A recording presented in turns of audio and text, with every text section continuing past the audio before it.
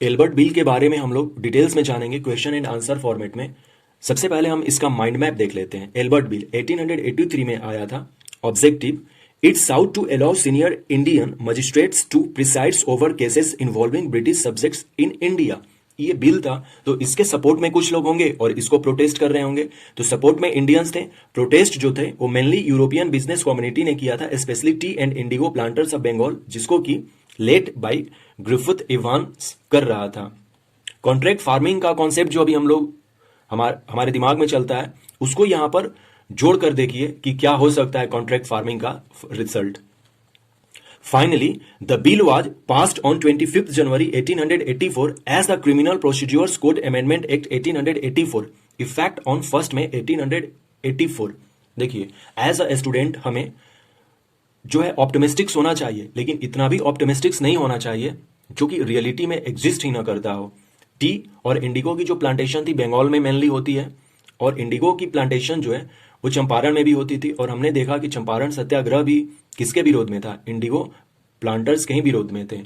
तो ये contract farming से कुछ अभी जुड़ा हुआ दिख रहा है, तो इसको देख सकते हैं। तो अभी हम लोगों ने माइंड मैप देखा, अब स्टार्ट करते हैं एल्बर्ट बिल। इंट्रोडक्शन कुछ इस तरह से लिखा जा सकता है। Elbert bill was tabled by C.P. Elbert on 2nd February 1883 and formally introduced on 9th February 1883 in Legislative Council।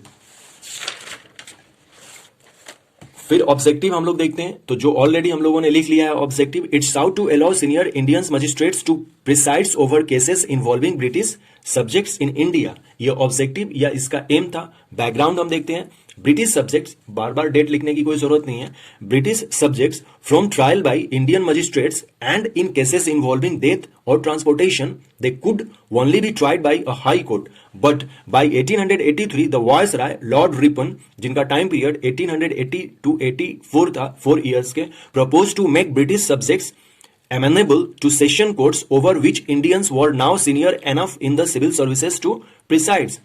So इसके विरोध होने लगते हैं, प्रोटेस्ट और कुछ सपोर्ट होते हैं। तो देखते हैं कि प्रोटेस्ट और सपोर्ट क्या होते हैं। This proposal as embodied in the Elbert Bill provoked furious protest especially among the Calcutta European business community and the Bengal indigo and tea planters, and there was covert sympathy from many officials। और जो protest कर रहे थे इनके officials ने इनका support भी किया।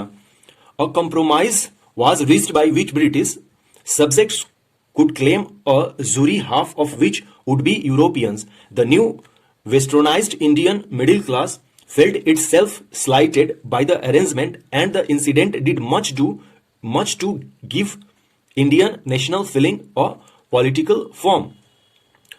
The Indians, on the other hand, came forward in support of the Elbert Bill। The Indian Association, under the leadership of Surendranath Banerjee, organized a counter movement against the European opposition, but Ripon had to concede to the pressure of the European community।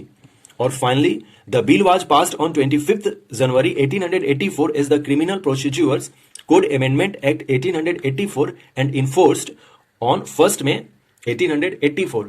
So this is Elbert Bill